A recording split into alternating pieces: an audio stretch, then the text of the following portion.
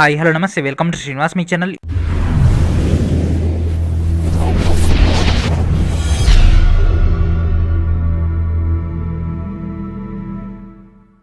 ఈరోజు ఈ వీడియోలో మనం జనరల్ సైన్స్ యొక్క ప్రిపరేషన్లో భాగంగా బయాలజీలోని క్లాస్ 18 డిస్కస్ చేద్దాం. సో ఈ యొక్క వీడియోలో మొత్తం కూడా మనం ఎండోక్రైన్ సిస్టమ్, దట్ మీన్స్ అంతఃస్రావిక వ్యవస్థ గురించినటువంటి డీటెయిల్ డేటా ఉంటుంది. సో దీనిలో మనకు వినాల గ్రంథులు మొత్తం కూడా ప్యూర్ ఎన్సీఆర్టీ బేస్ పైన డేటా ఉంటుంది కాబట్టి వీడియోని చివరి వరకు చూడండి.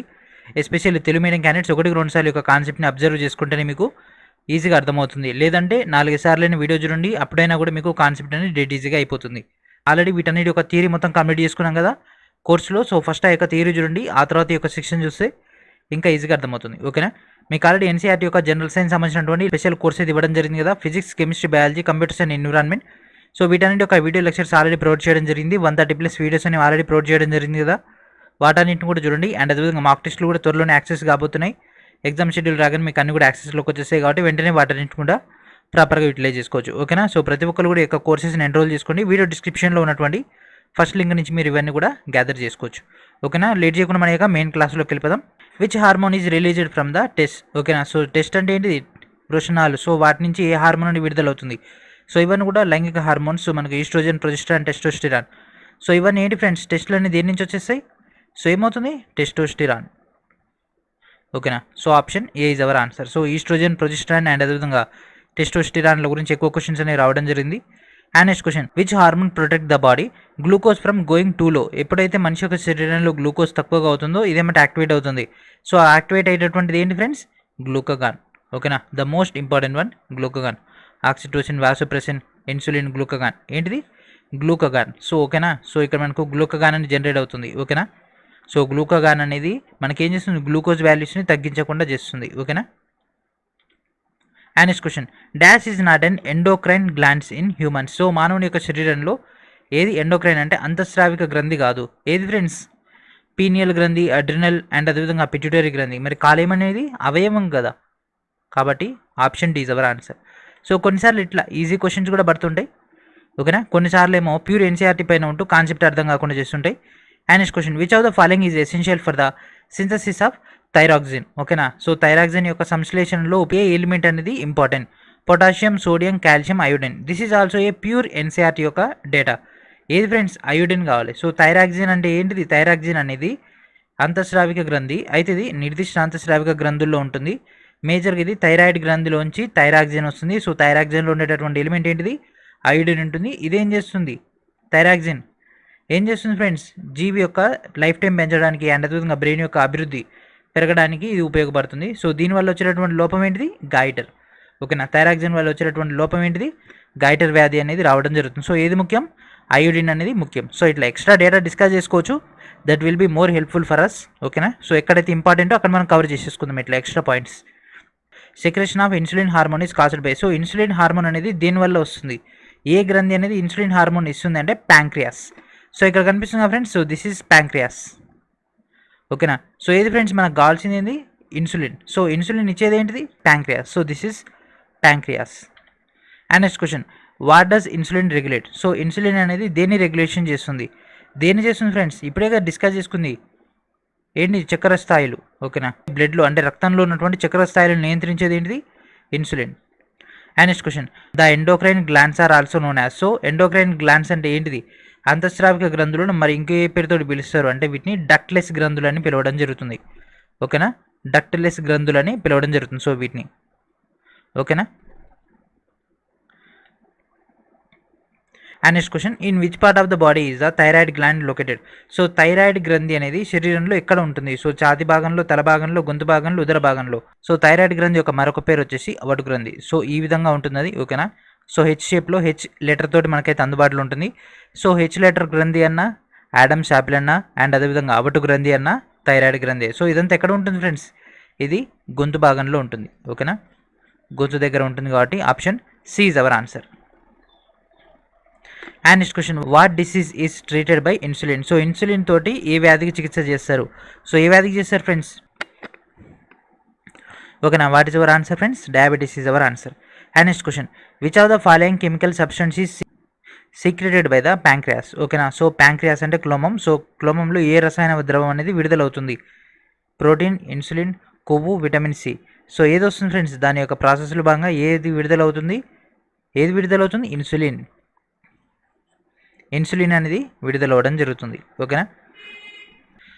And next question, where is insulin produced in the human body. So మానవుని యొక్క శరీరంలో ఎక్కడి నుంచి ఇన్సులిన్ అనేది విడుదలవుతుంది. సో సేమ్ క్వశ్చన్ కదా, ఎక్కడి నుంచి, ప్యాంక్రియాస్. ఓకేనా, కులోమం నుంచి విడుదలవ్వడం జరుగుతుంది. ఓకేనా. And next question, match the following correct order. ఓకేనా, కింద వాటిలో దీనికి అరేంజ్ చేయమని అంటుండు. ఓకేనా. Hormone, secretary gland. ఓకేనా, హార్మోను అది ఏ గ్రంథి నుంచి వస్తుంది. ఓకేనా. సో చాలా చాలా ఇంపార్టెంట్ ఫ్రెండ్స్, మోస్ట్ ఇంపార్టెంట్ అయినటువంటి సెక్షన్ ఇది. సో మనకు అక్కడ options PA, PB, PC, PD. So P ఒకటి మనకు తెలిస్తే ఆటోమేటిక్గా మనకు సెట్ అయిపోతుంది కదా. సో హార్మోన్స్ ఆఫ్ కోలిప్. సో కోలిప్ అనేది పారాథైరాయిడ్ గ్రంథి. సో ఇది అనేది పారాథైరాయిడ్ గ్రంథి. So PC, that's it. మనకు ఒకటి తెలిసిపోతే అయిపోతుంది. సో మిగిలినవి కూడా చూద్దాం. ఓకేనా. సో కోలిప్ హార్మోన్ అనేది మనకు పారాథైరాయిడ్ గ్రంథి నుంచి వస్తుంది. అండ్ అదేవిధంగా ఆల్డోస్టిరాన్. ఓకేనా, ఆల్డోస్టిరాన్ అనేది అడ్రినలిన్ నుంచి విడుదలవుతుంది. So option QA. సో ఇది కూడా మనకు సెట్ అయిపోయింది. And next prolactin. So prolactin అనేది మనకు పిట్యూటరీ గ్రంథి నుంచి వస్తుంది. ఓకేనా. So prolactin, pituitary. సో ఇది కూడా కరెక్టే. అండ్ నెక్స్ట్ మెలిటోనిన్ అనేది పీనియల్ గ్రంథి నుంచి రావడం జరుగుతుంది. ఓకేనా. సో పీనియల్ గ్రంథి నుంచి వస్తుంది. సో పీనియల్ గ్రంథిని మన తెలుగులో కూడా పీనియల్ అనే అంటాం. ఓకేనా. సో వాటికి ఎలాంటి కన్వర్షన్ అయితే లేదు. Pituitary, parathyroid. ఓకేనా. అండ్ అదేవిధంగా అడ్రినల్. సో ఇవన్నీ కూడా యాజిటీస్గా మనం అయ్యే పేరు పెట్టి పిలుస్తాం. సో మీకు తెలుగు కన్వర్షన్ కూడా ఇక్కడ కనిపిస్తుంది కదా. సో మీ ఏ పేర్లు అయితే ఉంటాయి కాబట్టి సో ఇట్నే ప్రిపేర్ అయిపోండి. ఓకేనా. సో కోలిప్ హార్మోన్ కనుక తీసుకుంటే ఇది పారాథైరాయిడ్ గ్రంథి నుంచి. అండ్ అదేవిధంగా ఆల్డోస్టిరాన్ ఏమో అడ్రినలిన్ నుంచి, ప్రొలాక్టిన్ ఏమో పిట్యూటరీ గ్రంథి నుంచి, మెలటోనిన్ ఏమో పీనియల్ గ్రంథి నుంచి అయితే రావడం జరుగుతుంది. ఓకేనా.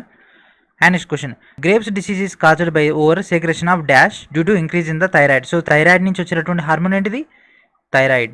సో థైరాయిడ్ అనేది ఎక్కువగా రావడం వల్ల మనకు గ్రేవ్స్ అనేటటువంటి వ్యాధి అనేది రావడం జరుగుతుంది. అండ్ దాన్ని ఏమంటారు ఫ్రెండ్స్, ఎగ్జోప్థాల్మిక్ గైటరీ అని అనడం జరుగుతుంది. ఓకేనా. And next question, which of the following hormone is not secreted by pituitary గ్రంథి. ఓకేనా, పిట్యూటరీ గ్రంథి నుంచి విడుదల కానటువంటి హార్మోన్ ఏంటిది. ఓకేనా. సో దాంట్లో ఏమేమి విడుదలైతే మనకు తెలిసి మిగిలిన మూడు వీటికి ఆన్సర్ చేయొచ్చు కదా. పిట్యూటరీ గ్రంథిని మనం పీయూష గ్రంథి అని అంటాం. ఓకేనా. మాస్టర్ గ్లాండ్ అని కూడా దీన్ని అనడం జరుగుతుంది. సో దీంట్లో మనకు మేజర్గా వచ్చేది సొమాటోట్రోపిక్ ఒకటి, వాసోప్రెసిన్ ఒకటి, ఆక్సోటోపిక్.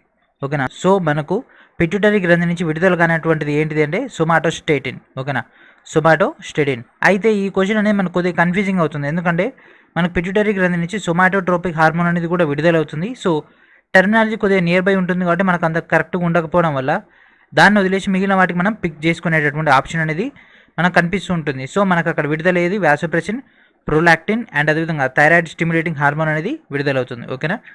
So option D is our answer. So విడుదల కానటువంటిది ఇది. ఓకేనా.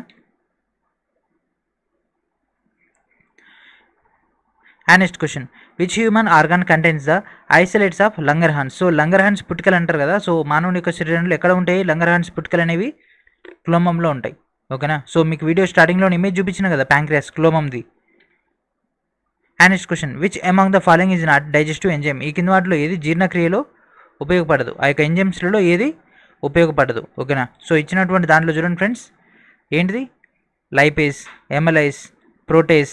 సో ఏది కాదు అది సూపర్ ఆక్సైడ్ డిస్మ్యూటేస్. సూపర్ ఆక్సైడ్ డిస్మ్యూటేస్ ఎన్టీపీసీలో వచ్చింది ఇది. సూపర్ ఆక్సైడ్ డిస్మ్యూటేజ్ అనేది ఉపయోగపడుతుంది. మిగిలిన మూడు కూడా మనకు జీర్ణక్రియలు ఉపయోగపడతాయి. And next question, which acid is secreted by certain glandular cells of stomach lining. ఓకేనా, మనిషి యొక్క జీర్ణక్రియలో ఏ రకమైనటువంటి ఆమ్లం అనేది విడుదలవుతుంది. ఆల్రెడీ ప్రీవియస్ వీడియోలో డిస్కస్ చేసుకున్నాం కదా, HCL hydrochloric acid.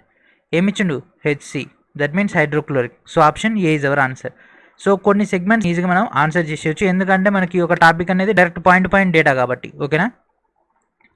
Which organ is not a gland. ఈ కింద వాటిలో ఏది గ్రంథి కాదు. ఓకేనా. సో ఏది గ్రంథి కాదు, ఎడ్రినల్, కాలేయం, పిట్యూటరీ, గాల్ బ్లాడర్. సో ఏది ఫ్రెండ్స్, పిత్తాశయం. సో పిత్తాశయం అనేది అవయవం. ఓకేనా. సో ఇది ఇల్దాక్ కూడా వచ్చింది కదా. ఓకేనా. సో ఇది లివర్ అనేది ఇల్దాక్ కూడా వచ్చేసింది కదా.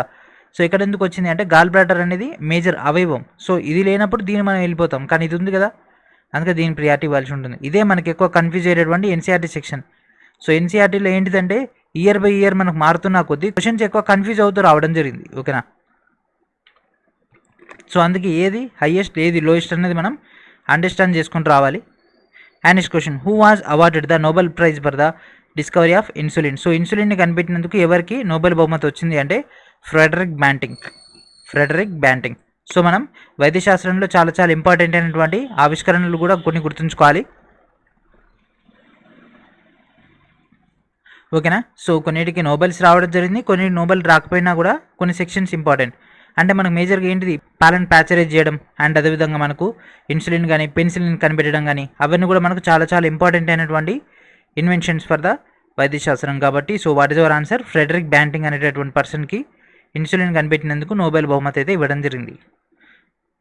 Which of these hormones regulate human blood sugar levels. ఓకేనా.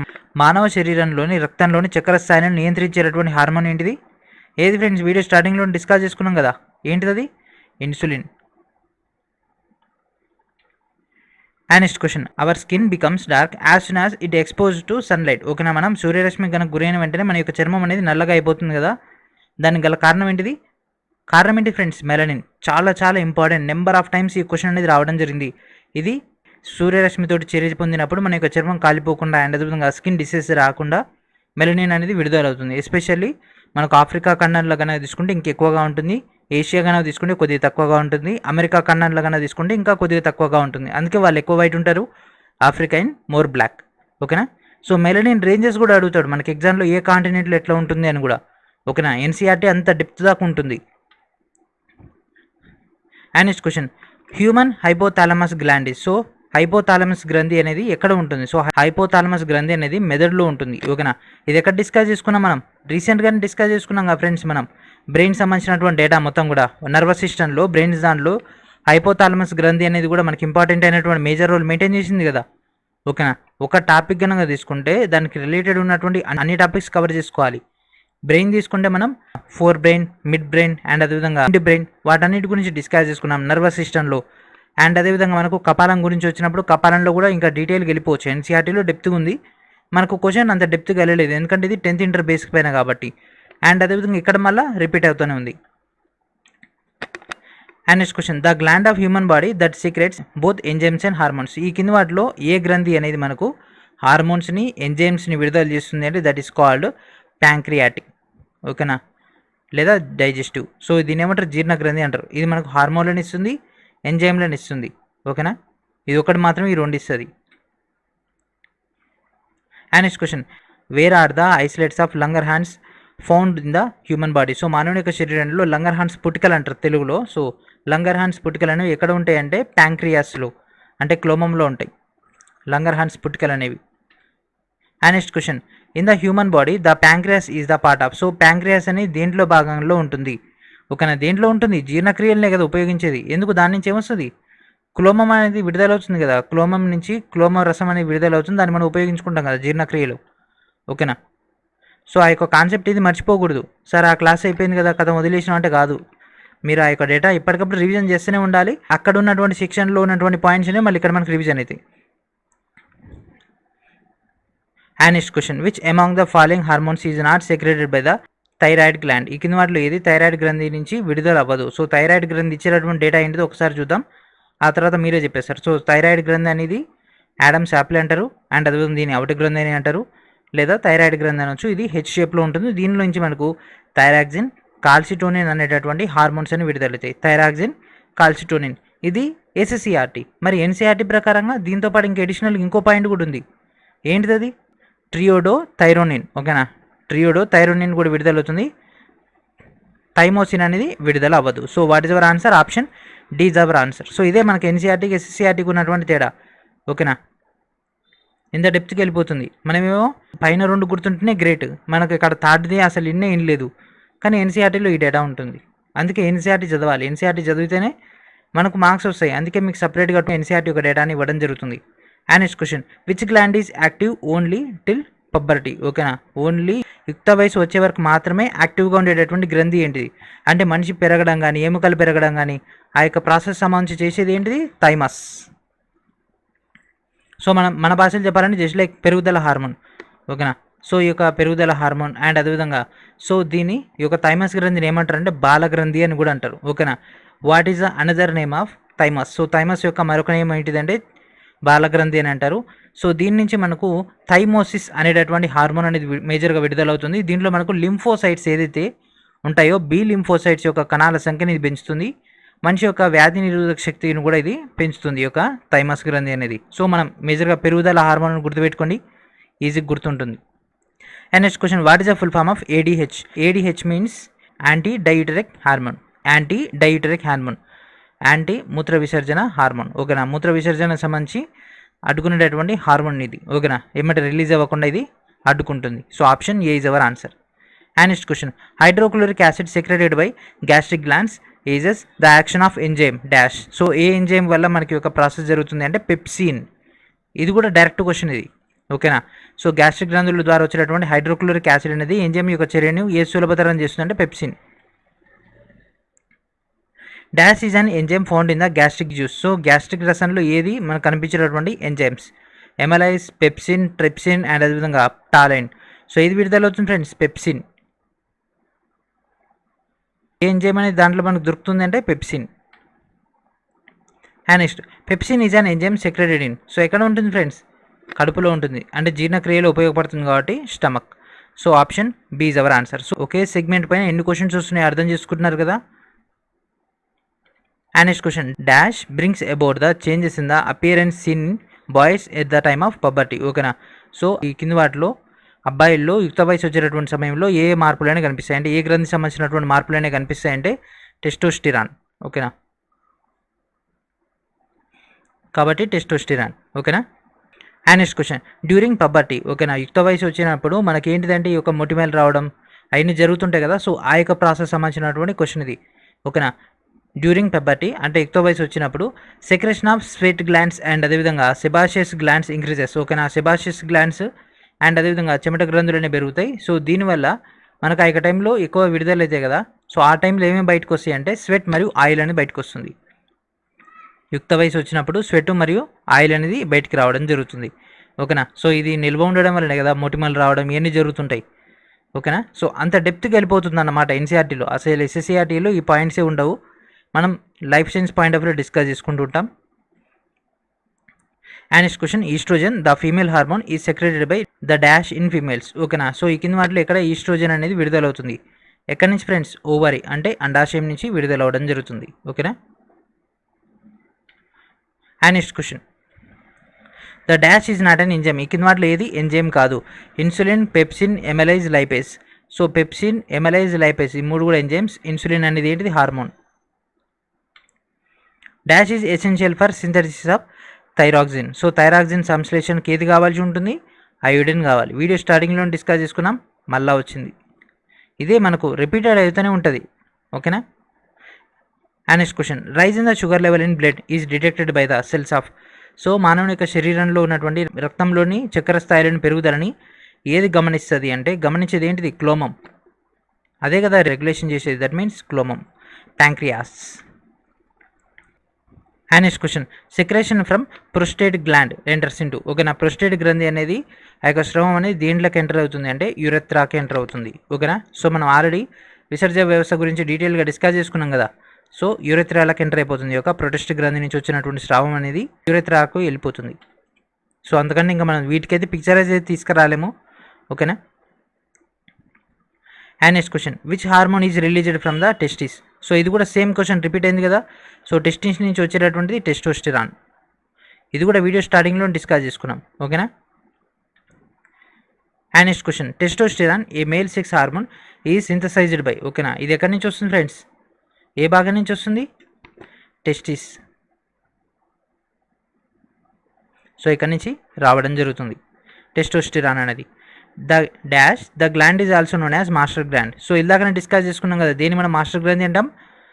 పిట్యూటరీ గ్రంథిని మనం మాస్టర్ గ్రంథి అని అంటాం. ఓకేనా, so what is our answer friends? Option C is our answer. And next question, there is the pituitary gland located in the human body. మానవుని యొక్క శరీరంలో pituitary గ్రంథి అనేది ఎక్కడ లొకేట్ అయి ఉంటుందంటే బ్రెయిన్ యొక్క బేస్ దగ్గర. అంటే బ్రెయిన్ ఈ విధంగా స్ట్రక్చర్ వచ్చేస్తుంది కదా, మనం తీసుకున్నాం కదా.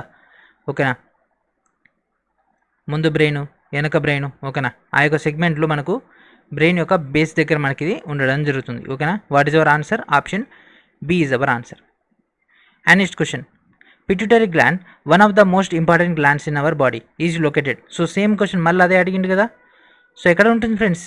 అకార్డింగ్ టు ఆప్షన్స్ కనుక తీసుకుంటే స్కల్లోనే కదా, అంటే తలకాయలనే కదా ఉండేది. అంటే కడుపుల దగ్గర, చెస్ట్, అండ్ అదేవిధంగా బ్యాక్ బోన్. సో ఈ 3 కాదు కాబట్టి option C is our answer. And next question, which of the following hormones stimulates milk production after childbirth? ఓకేనా. సో ప్రసవం తర్వాత పాల ఉత్పత్తిని ఇచ్చేటటువంటి హార్మోన్లు ఏంటి? ఏ హార్మోన్ పెంచుతుంది? ఇలాకనే వచ్చింది కదా, మనం జతపరచుల్లో వచ్చింది ఏంటిది? ప్రోలాక్టిన్. సో ప్రోలాక్టిన్ అనేది ఎక్కడి నుంచి వస్తుంది అనేది ఇలాక మనం డిస్కస్ చేసుకున్నాం కదా, దాని యొక్క గ్రంథి. అక్కడి నుంచి ఆ యొక్క డేటాను గ్యాదర్ చేయండి. ఓకేనా, కొద్దిగా బ్యాక్ వెళ్ళండి, ఏం కాదు, ప్రాబ్లం ఏం లేదు.